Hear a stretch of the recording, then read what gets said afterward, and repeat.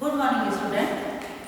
आज हम अपने अधिगम हेतु आकलन में जो प्रश्न क्वेश्चन चल रहा है अपना, इससे पहले हम आकलन में प्रश्न क्वेश्चन का अर्थ समझ चुके हैं और हमारा महत्व चल रहा है इसमें।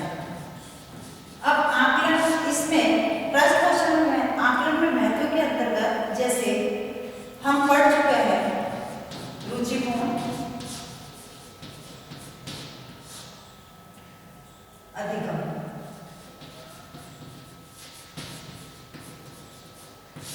नेक्स्ट जो था अपना मनोवैज्ञानिक प्रक्रिया, मनोवैज्ञानिक प्रक्रिया, अधिगम गति में सुधार, अधिगम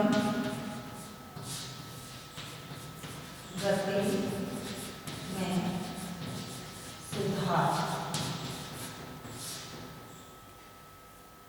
अधिगम गतिविधियों का सृजन, अधिगम गतिविधियों का सृजन और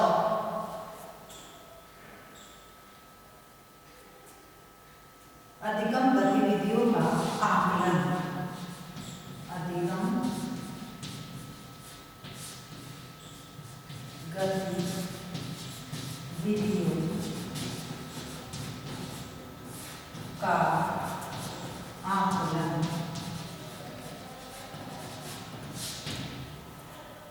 इनको हम हमारे जो इससे पहले वाले वीडियो में इनका अध्ययन कर चुके हैं। अब आज हम इससे आगे इसका महत्व जानेंगे। आज का पॉइंट है अपना हमारा नेक्स्ट जो अपना पॉइंट है वह है सामाजिक क्रियाओं में सामाजिक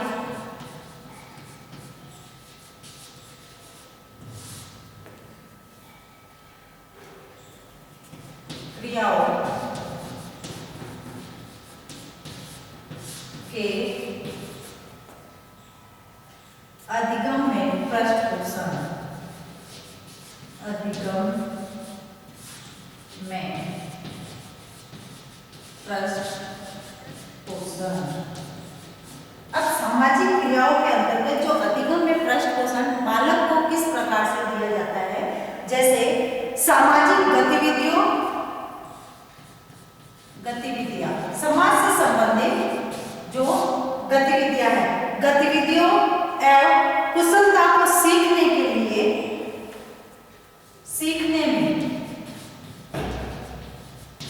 में अधिगम गतिविधियों का महत्वपूर्ण स्थान होता है, क्योंकि बालक जब समाज से संबंधित क्रियाएं करता है, समाज में रहकर समाज से संबंधित क्रियाओं को करता है, समाज से संबंधित कार्यों को करता है, तो उनके द्वारा किए गए उन कार्यों की सराहना जब समाज के व्यक्तियों द्वारा, उनके माता पिता द्वारा, उनके द्वारा यदि किया जाता है, उनकी प्रशंसा की जाती है, तो वह सामाजिक कार्य जो होते हैं उन सामाजिक कार्यों में और अधिक बढ़ चढ़कर भाग लेते हैं तथा उनका हिस्सा बनते हैं और उनके द्वारा, माँ बाप द्वारा और समाज के व्यक्तियों द्वारा की गई प्रशंसा के आधार पर वह समाज का हिस्सा बनते हैं, उनके क्रियाकलाप में भाग लेते हैं तथा उनकी मदद करते हैं और सहायता करते हैं। किसके आधार पर? सामाजिक क्रियाओं के अधिगम के आधार पर। सामाजिक जो क्रियाएं वो सीखते हैं बालक, उन बालकों के अधिगम के आधार पर उनको जो पृष्ठपोषण प्रदान किया जाता है, उसी पृष्ठपोषण के आधार पर वह समाज से संबंधित जो अन्य प्रकार की क्रियाएं, उन क्रियाओं में बढ़ चढ़कर हिस्सा लेते हैं। क्योंकि हम किसी भी व्यक्ति की या किसी भी बालक की यदि उसके कार्य की प्रशंसा करें तो वह आगे चलकर उस कार्य को और अच्छे तरीके से करने की कोशिश करता है।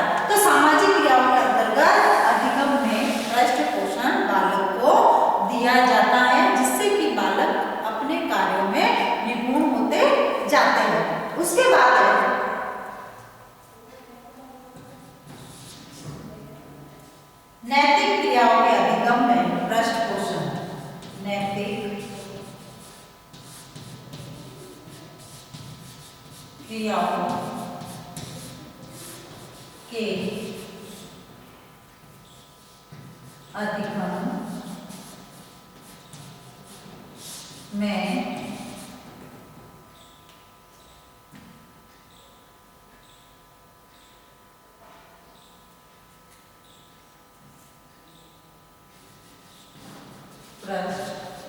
पोषण।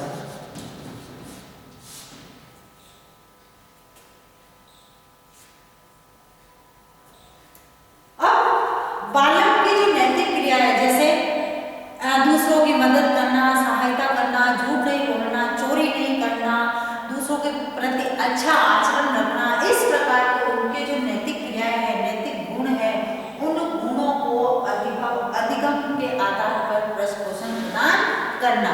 जैसे सपोज कक्षा में एक विद्यार्थी के पास रबर पेंसिल नहीं है और उसके पास जो बैठा विद्यार्थी है उसके पास रबर की पेंसिल है, तो वह अपनी पेंसिल देता है उस विद्यार्थी को और खुद दूसरी पेंसिल लेकर काम करता है। तो इस प्रकार का उसका जो व्यवहार है उसके नैतिक आचरण को दर्शाता है तथा इस प्रकार का जो व्यवहार किया जाता है बालक के द्वारा। अब जब बालक के द्वारा नैतिक आचरण किया जाता है, नैतिक व्यवहार किया जाता है, तो शिक्षक द्वारा यह देखकर उस बालक को देखकर उसके लिए क्लास में तालियां बजवाई जाती है, उसको प्रोत्साहन दिया जाता है तथा उसको शाबाशी दी जाती है तथा उसी को देखते हुए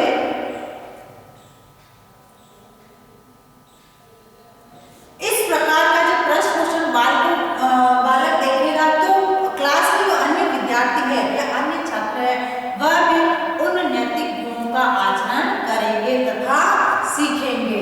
तो इस प्रकार के नैतिक क्रियाओं के आधार पर अधिगम में प्रश्न पोषण दिया जाना बालक को। उसके बाद है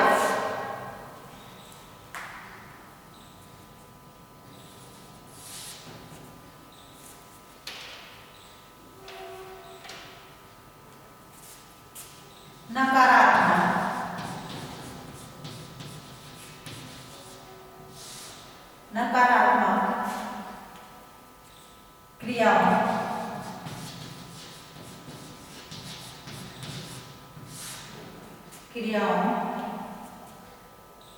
के अधिगम का उन्मूलन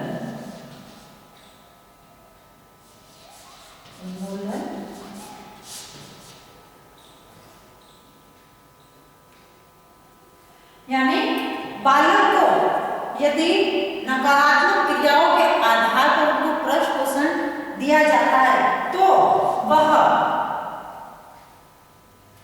छात्र क्या होगा, उन सभी क्रियाओं से, उन सभी क्रियाओं से दूर हो जाता है जिससे कि उसको नकारात्मक प्रश्न पोषण दिया जाता है।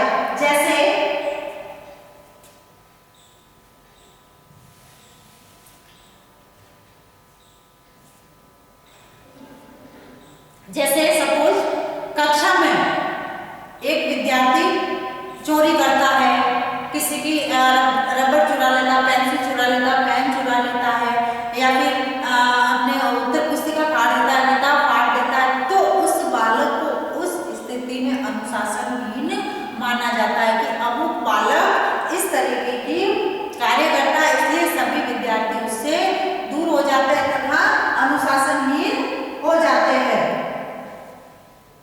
या फिर शिक्षक द्वारा विद्यार्थी को कक्षा से बाहर निकाल देना, इस प्रकार की जो व्यवस्था देखकर अन्य बालक भी इस प्रकार के कार्यों से स्वतः ही दूर हो जाते हैं कि यदि हम ऐसा काम करेंगे तो हमें इस प्रकार का दंड दिया जाएगा, अनुशासनहीन समझा जाएगा। तो उसको एक बालक को देखकर अन्य विद्यार्थी भी समझ जाते हैं कि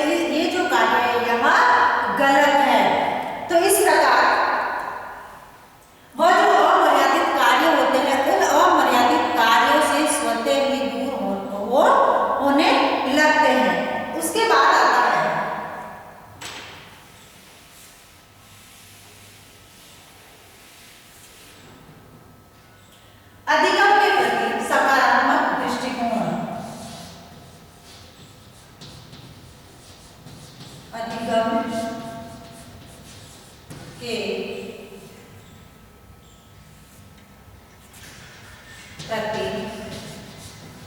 सकारात्मक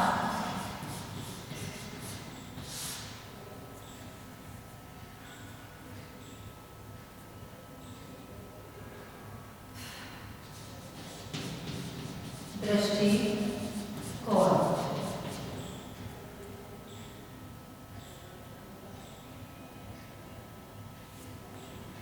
अब बालक का जो है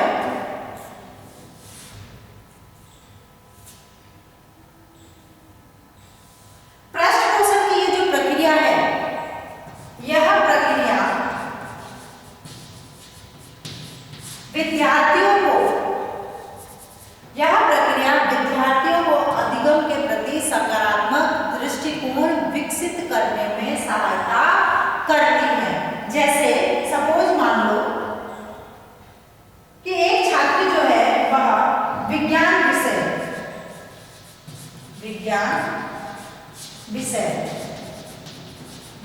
विषय के अधिगम को नीरस और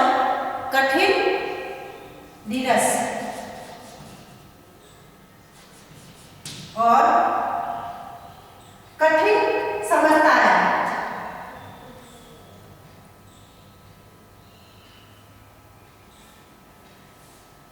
और उस विषय को नीरस और कठिन समझने के पीछे जब अपने अध्यापक द्वारा उस बालक से इससे संबंधित सरल क्वेश्चन किया जाता और वह उसके एवज में उसका उन क्वेश्चन का उत्तर दे देता है, तो शिक्षक द्वारा उसको पृष्ठ पोषण प्रदान किया जाता है। और वही शिक्षक द्वारा दिया गया जो पृष्ठ पोषण है, बालक में जो है उस विषय से संबंधित नीरसता और जो उसके लिए जो कठिनता जो होती है, उस कठिनता को दूर करता है। तो शिक्षक द्वारा दिया गया पृष्ठ पोषण बालक में अधिगम के प्रति सकारात्मक दृष्टिकोण तथा सकारात्मक सोच को विकसित करता है। उसके बाद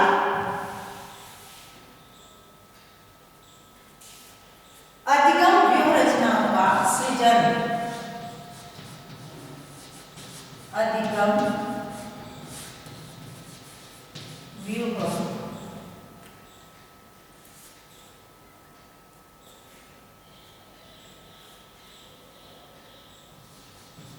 रचनाओं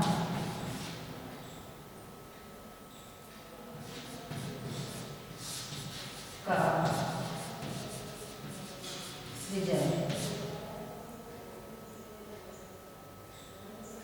यानी शिक्षक द्वारा जो विद्यार्थियों के अधिगम के लिए जो अन्य प्रकार की शिक्षण से संबंधित जो योजनाएं, जो व्यूह रचनाएं तैयार की जाती है, वह व्यूह रचनाएं यदि सफल हो जाती है तो उनको देखते हुए वह अन्य प्रकार की व्यूह रचनाओं को उसमें सम्मिलित करता है तथा खोज करता है, जिसके माध्यम से जैसे कभी-कभी क्लास में जैसे शिक्षक जब पढ़ाता है तो पढ़ाते समय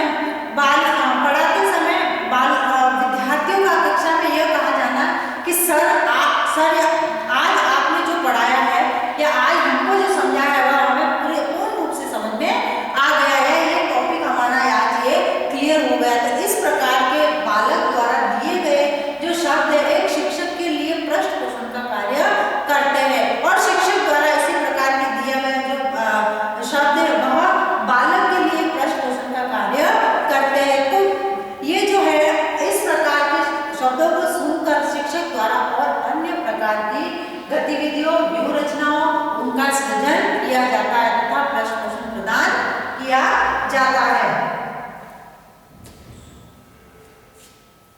उसके बाद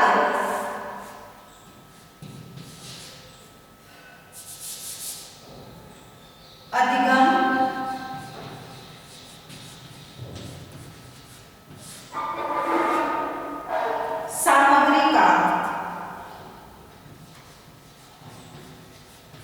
सामग्री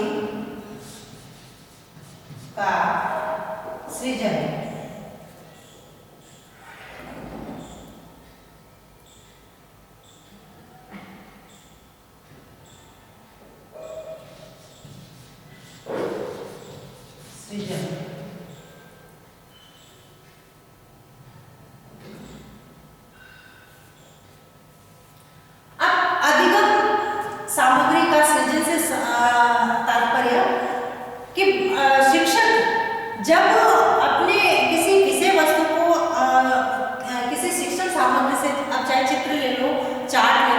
चाहे मॉडल ले लो, उनसे संबंधित बालकों को विषय का ज्ञान करवाता है।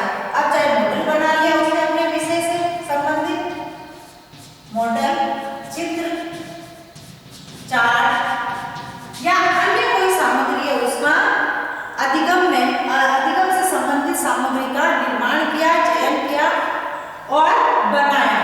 तो शिक्षक द्वारा यह देखा जाता है कि बालक चित्र, मॉडल या इससे संबंधित जो अधिगम सामग्री है इससे जल्दी सीख रहे हैं। तो उनका जो सीखा हुआ, बालकों द्वारा सीखा गया जो ज्ञान है वह शिक्षक के लिए पृष्ठपोषण का कार्य करता है तथा वह आगे भी अन्य विद्यार्थियों के लिए भी इसी तरीके के कार्य को संपन्न करेगा तथा विभिन्न प्रकार की जो अधिगम सामग्री है उस अधिगम सामग्री का निर्माण करेगा, सृजन करेगा तथा अन्य छात्रों के लिए भी जैसे मॉडल का प्रयोग कर लिया, चित्र का प्रयोग किया या फिर चार्ट का प्रयोग किया। इस प्रकार से जैसे पृष्ठपोषण में और अन्य जैसे साधन है वह है पृष्ठपोषण के माध्यम, जैसे फिल्म है, रेडियो है, टैप रिकॉर्डर है, प्रोजेक्टर है, कंप्यूटर है, दूरदर्शन है। ये जो साधन है ये अधिगम छात्रों में अधिगम के प्रति रुचि उत्पन्न करते हैं तथा साथ ही शिक्षक और छात्रों द्वारा इस प्रकार की सामग्री को सृजित किया जाता है तथा पृष्ठपोषण दिया जाता है। तो अधिगम सामग्री के सृजन में इसका पृष्ठपोषण का महत्व है। फिर है अधिगम के लिए प्रेरणा। अधिगम के लिए प्रेरणा।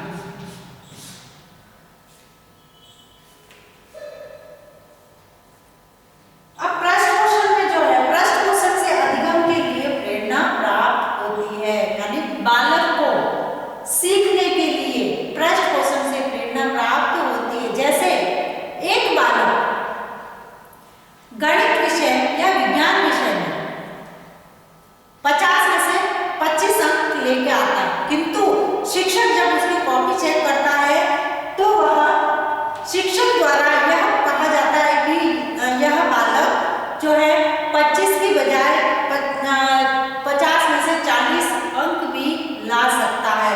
तो यानी शिक्षक द्वारा दिया गया जो सकारात्मक जो पृष्ठपोषण है बालक के लिए, वह बालक को अधिगम के लिए प्रेरित करता है तथा नेक्स्ट टाइम जब भी वह किसी भी परीक्षा या एग्जाम को देगा तो वह ये कोशिश करता है कि हमारे अध्यापक ने जो बोला है कि इतने नंबर आने चाहिए, तो वह उतने की मेहनत करता है और उतने के लिए पढ़ता भी है। तो इसलिए जो है इस प्रकार से अधिगम के लिए पृष्ठपोषण प्रेरणा देता है। उसके बाद है अधिगम प्रक्रिया में सहभागिता।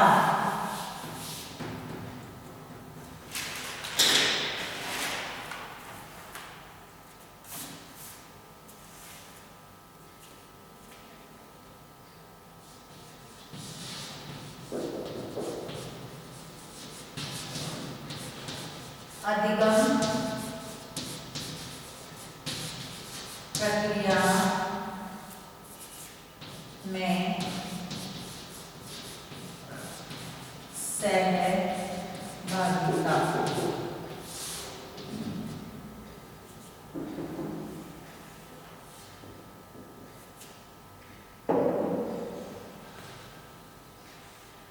अब अधिगम प्रक्रिया में सहभागिता यानी शिक्षक द्वारा बालक की अधिगम प्रक्रिया में सहभागिता प्राप्त लेते हुए, जैसे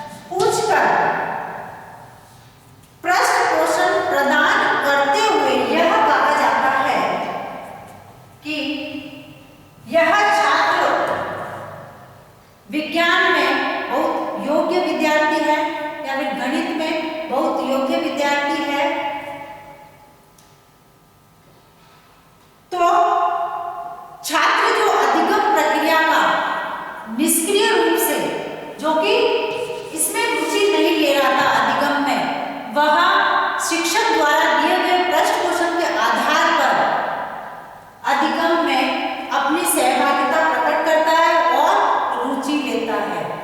तो इस प्रकार शिक्षक द्वारा बालकों से अधिगम प्रक्रिया में सहभागिता प्राप्त करना, कैसे? सरल सरल क्वेश्चनों को पूछकर। उसके बाद है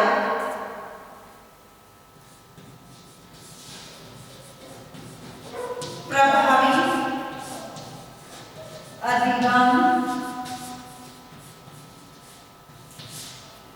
प्रक्रिया।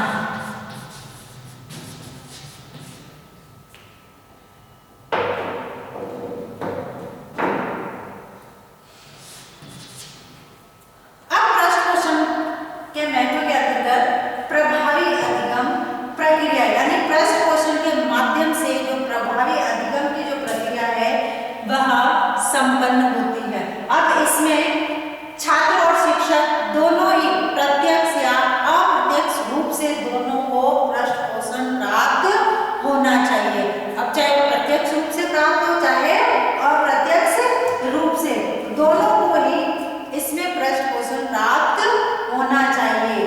तभी हमारी जो अधिगम की जो प्रक्रिया है वह अधिगम की प्रक्रिया सफल रूप में संचालित हो सकती है, क्योंकि हम किसी के द्वारा किए गए कार्यों की प्रशंसा करके या उसे फीडबैक देकर, उसे पृष्ठ पोषण देकर उसके कार्यों में और निखार लाने की कोशिश करते हैं। यानी उसके द्वारा किए गए कार्यों की सराहना करके हम उसको आगे के लिए तैयार करते हैं।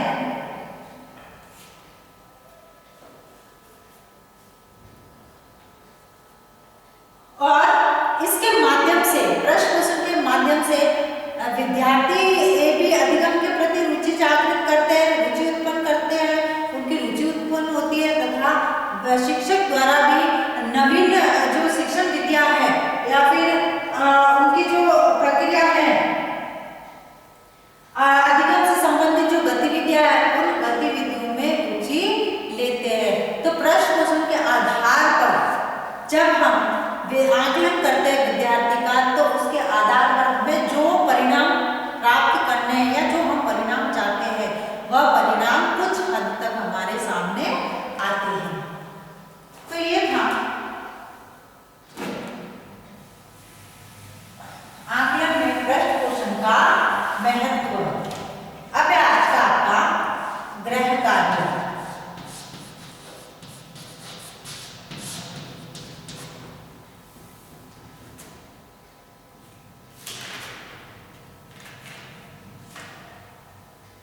आकलन में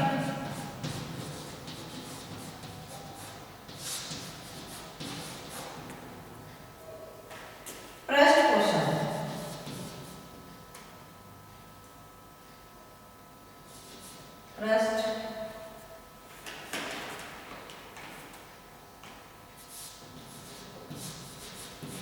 पृष्ठ पोषण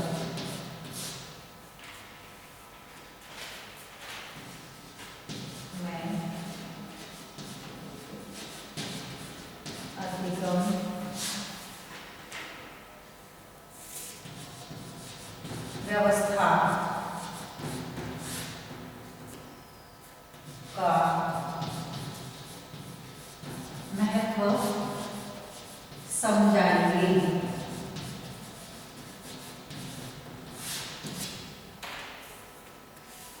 अब जैसे हम सभी जानते हैं कि कोरोना चल रहा है तथा इससे बचाव हेतु हमें उपाय करने हैं और उन उपायों द्वारा ही हम इस कोरोना जैसी महामारी से निजात पा सकते हैं। जैसे सोशल डिस्टेंस का ध्यान रखना है, हाथों को सैनिटाइज करना है, मुंह पर मास्क लगाना है तथा अनावश्यक रूप से घर से बाहर नहीं निकलना है। इन छोटे छोटे उपायों द्वारा ही हम इस कोरोना जैसी महामारी से निजात पा सकते हैं। स्वस्थ रहे,